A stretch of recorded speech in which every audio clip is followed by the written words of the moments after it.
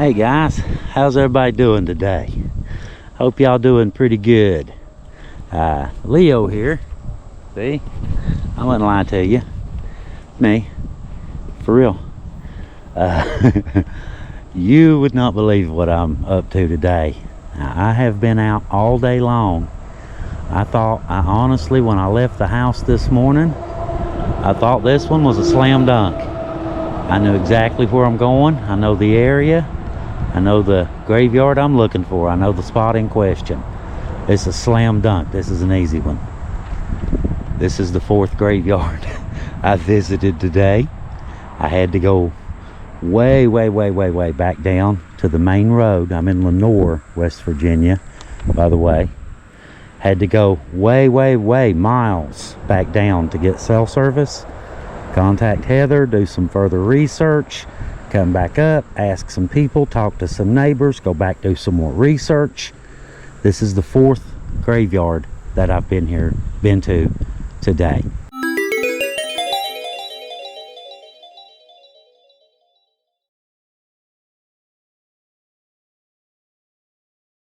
Like I said, this is the Baisden cemetery. I just thought I'd sit down in the shade. It's not real hot, but you know what I mean. This is the Baisden cemetery where a lot of his family is buried at. Now, I came down here and, to find the grave. And I came down here. The problem is he's not here in this grave. So I get to poking around, and there was a lady over here. She said, ask the guy in the log house. I asked the guy in the log house. He's not home. The guy in the stone house was. He was sitting on the porch. He tells me there's two more graveyards. One's right up here and one's right down there where I'm getting ready to show you why we can't get all the way to the graveside. I'm getting ready to show you why.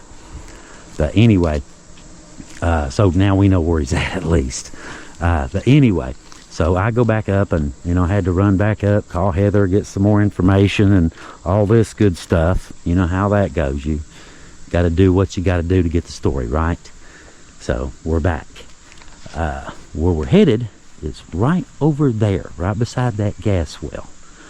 Now this, like I said, this is the Baisden Cemetery, but it's only half. The creek has gotten up and washed the road completely out. You can't get through it. And I came down here first, before I started in the video. I wanted to see if I could actually get there. You can't. Unfortunately, I'm not going to be able to, but guys, I will take you every last step of the way that I possibly can, which is right down here.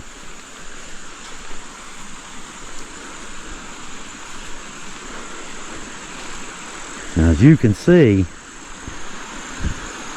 yeah, this thing is, I will say, 80 feet, give or take, across.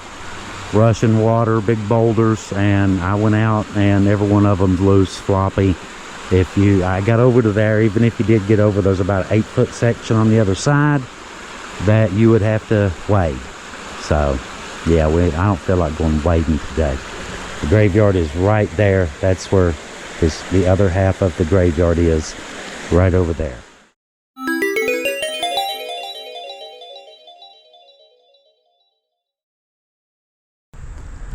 It's worth it.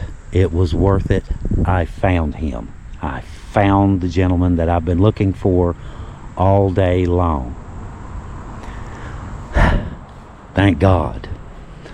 Ran into the gentleman in question. Okay, let me get over here. I'm just going to go chill in the shade. Ain't much of it, but we'll find it. We'll get down in the shade and have a seat. Don't care if we get a little bit wet. We'll be all right. We'll dry out, right? Now, this gentleman right here, Dr. Harrison Basden. Now, I know we've brought y'all a lot of legends over the years, a lot of really interesting characters. We got a bobcat of a story for you today. This dude was unique, and there's a lot of this stuff about this man.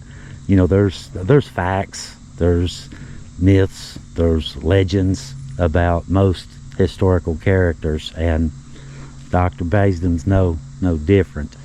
There's all sorts of myths and legends about this man. But I want to preface this right here. Some of this stuff is legend. Some of the stuff that I thought was legend was actually cleared up for me about 10 minutes ago by Dr. Harrison's, third granddaughter. She lives right there. His house was right across the road, right there. And that'll come into our story here in a minute as well.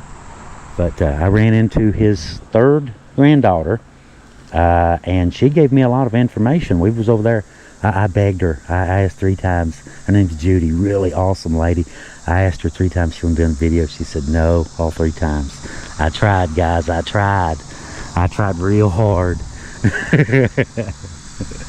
All right, now I've got several things that I want to mention today. Like I said, this is a bobcat of a story. Now this dude's out there. He's wild. How you doing? Hang on, I'll be right back. All right, I'm back. Just a neighbor curious about what I was doing. You'll run into that a lot. You know, you're sitting in the middle of a graveyard next to somebody's house. You're telling stories with a camera. Hey, what you doing? You'll get that a lot. So, anyway, moving on. Now, Dr. Harrison Baisden. I'm going to start this off. Now, like I said, there's an article that I brought too from the Sun-Times that I want to read you guys from 1888. And like I said, some of this stuff, you know, actually I have in here we thought was legend, but then I ran into his granddaughter who's confirmed that this stuff is in fact true. It's not legend. Now, there is an old quote which we found that says, "It is a singular fact that none of the Hatfields has ever gone hunting this man, and the explanation is probably that they are afraid to do so." The following story is from the Sun-Times, dated October 21st, 1888. Now, some of it is from an article that we found, and some of it is from this Sun-Times article, someone speaking about this Sun-Times article as well. So anyhow, I'm going to go through this real quick and tell you a little bit about this man, and quite frankly, I'm going to blow your mind. So you may as well get ready for it because it's coming. All right? Now, Dr. Harrison Basden is easily one of the most colorful characters I've run across in my research. He was born around 1844. Yeah, that confirms. To Solomon and Mary Chafin Baisden in what was Logan, now Mingo County, West Virginia. He stood 6 foot 1.5 inches tall, had blue eyes, and by 1887 had gray hair. Doc Basden, as he's often called, may have learned medicine by working with the University of Virginia doctors during the Civil War. His granddaughter just confirmed this a few moments ago. So yes, yeah, that's true. That's not legend. That's true. It is a known fact that he fought on the Confederate side of the Civil War. After the war, he worked as a county doctor with a cabin and a small farm on Pigeon Creek in Logan, now Mingo County. Doc loved 3 things, quite frankly: parties, women, and alcohol. He could be found at almost any card game or barn dance in the region. Sometimes, however, his drunken antics landed him in serious trouble. Such was the case at one party in the early 1880s. Doc Basden and Cap Hatfield, the most infamous son of Devil Anse Hatfield, you know who that is, right? Devil Anse Hatfield's son, okay? They were both in attendance at this party. The Sun, a New York City newspaper, reports the following. He, Cap Hatfield, was at a frolic. Yeah, don't you like the way they talked back then? He was at a frolic. Not a party, a frolic. With a fair young mountain woman who was not his wife. Uh-oh. This is going bad already. A young fellow named Jake Spaulding stole her away from Cap by fair means. Yeah, the way they talk. Here we go. Which was something remarkable, considering the heroic standing in which men like Cap have in the eyes of mountain maidens. However, Cap ran for his life, and Cap ran for his rifle. Yeah, big difference, isn't it? And Spaulding had to run to save his life. A fight broke out, and it ended when Doc Baisden here drew his revolver and shot Cap through the stomach. Doc, still drunk, made his way back to his cabin right across the road here. Later that night, a band of men knocked on his door. "Doc, you had better go fix Cap back up," they implored, "or Devil Ants will kill you." Now, the way we heard the story, and like I said, the granddaughter confirmed this as well, that supposedly Devil Ants sent several guys, right, several men, to Doc's house, Doc Basden's house, here, where the old house stood right there. And they asked him one simple question. "What do you think Devil Ants Hatfield is going to do to you and your family if Cap dies?" Now, this is something, this is Devil Ants Hatfield, okay? Now, he sent these guys, in theory, he sent these guys to come talk to you, and you had best pay attention. Am I right? Now, Doc, sufficiently motivated, packed his medical bag and returned to the scene of the shooting. Doc treated the man he had just shot, and it is believed saved his life, saved Cap's life. Cap was eventually sent to a small hospital in Williamson, where he recovered. Doc, however, was still in danger. Though warned of Hatfield retribution, he proclaimed that no hell-fired Hatfield was going to chase him out of Logan County. He sent his family away and built a hideout inside his cabin's stone chimney right there, where he stayed with his rifle for several days until the threat subsided.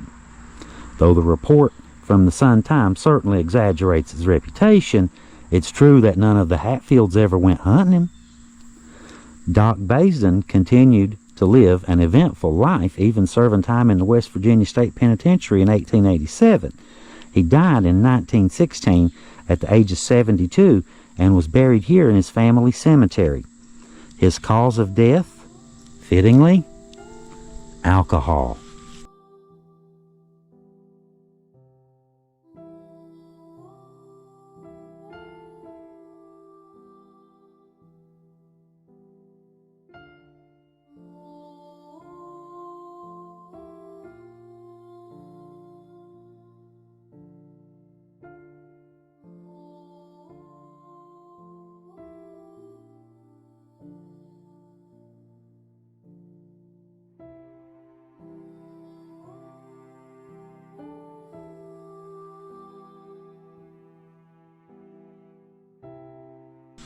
Now imagine that. Alcohol, the cause of death. Now this story here is just one of the tales surrounding the colorful character who was Doc Basden. As usual, multiple variants of the story exists. So as usual, like I said, you have to take some parts of the story with a grain of salt. We do know for sure that he shot multiple people and he liked to drink, which I'm sure, the two went hand in hand at times. The Baisdens were a very rowdy family back in the day. There's many stories about them, and they were pretty much the equal of any of the feuding families here in hillbilly territory. There was a feud right here. The Baisdens, I cannot remember the name of the other people. Heather, help me out here. His granddaughter just told me about it. They lived right on the other side of the mountain here in Marbone Creek. So that's how the feud, they would go back and forth across this mountain right here and feud back and forth. But now Doc, you see, there's several. And this is where what I thought was legend comes in, and it's actually not legend, it's actually true. I asked his granddaughter about this, and she confirmed it when he volunteers to join, to fight for the Confederates, to fight for the South, right? He has a medical condition. I forgot to ask what it was. I forgot to ask her. I may go back. Anyway, I forgot to ask what that was. But she confirmed it was true. He had some sort of medical condition, right? And they rejected him. He was turned down. The Confederate Army rejected him. So he had some medical training. So he finishes and, he becomes a medic and joins as a medic and fights alongside these guys, but he joins as a medic. That's how bad he wanted to, to get into the Civil War. Yeah, do y'all see the movie, what's the name? John something or other, the guy he works for these gangsters, and they break in, they kill his dog, and he goes at John Wick. That's it. They kill his dog, and he goes after the gangsters. And then one of the scenes, one of the gangsters is, talking to one of his, thugs. John Wick is a man of singular focus. And in that scene, guys, you are looking at a real life John Wick right here. Okay, this dude was the real deal. He was that bad. Okay, he was that smart. He became a doctor. There's all sorts of stuff that this man did, later on in life. But like I said, just the legends that surround this guy, the people he knew, the people he ran with, and his own a feud of his own. He not just Devil Lance is, involved, and this dude, he had his own, and the Civil War, and I mean, my God, man, what do you got to do to, get some recognition around here? But I just thought this was amazing. Like I said, I've been hunting for this guy all day long. My 4th graveyard. We were determined. We did a little bit about Doc Basden on the cat video and kind of touched on it a little bit. One of his family members contacted us, gave us some more information, and it just kind of snowballed from there. And we had a time we were told that he was buried somewhere else, nowhere near here, and it turns out that he was. We thought it was another cemetery. Guess what? It ain't. Here he is, right here. Dr. Harrison Baisden, the man himself. The man, the myth, and the legend. 6 feet from me. Wild, isn't it? Anyhow, I just thought I'd bring you guys over here and show you this. I thought this is really, really cool. That this dude, wow. Right? I mean, imagine the stories this guy could tell you. I mean, you've heard that saying before, imagine a story so-and-so could tell. God, imagine the stories this guy could tell. Wow. Anyway, guys, I guess I'm going to get on back out of here and leave the man that Devil Lance Hatfield didn't want to mess with. Imagine that. How tough you got to be. The Devil Lance, he was a multi-millionaire. He had this big, huge, massive clan. All this kind of stuff. We did not mess with Doc Basden. We knew better. And apparently Doc, he had a healthy respect for them too, or he wouldn't have went back and took the bullet out of Cap. He must have had a healthy respect for them as well. Anyway, all right, I just thought I'd bring you down here, show you where the man was at, show you his old home place is right across the street. Now, I got lucky running into his granddaughter. I didn't expect that. Every now and then, you come out and you do these stories, it's a shot in the dark. And so I was real pleased that this time, ran into somebody that actually knew some stuff and could confirm some things for you and clear up, what was legend and what wasn't. Apparently, there was a very little of it that was myth. Very little of it was legend. Apparently, as near as I can tell, most of the stories about this dude were actually the truth.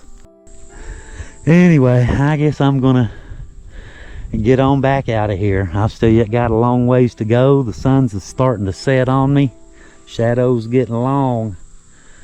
And old Leo's been out here running around all day. He's hungry. So guys, listen, y'all have a really good day. Thank you for coming along. Thank you for watching. We love you guys. Y'all have a really good day. And we'll see you next time on the Hillbilly Files. Leo out.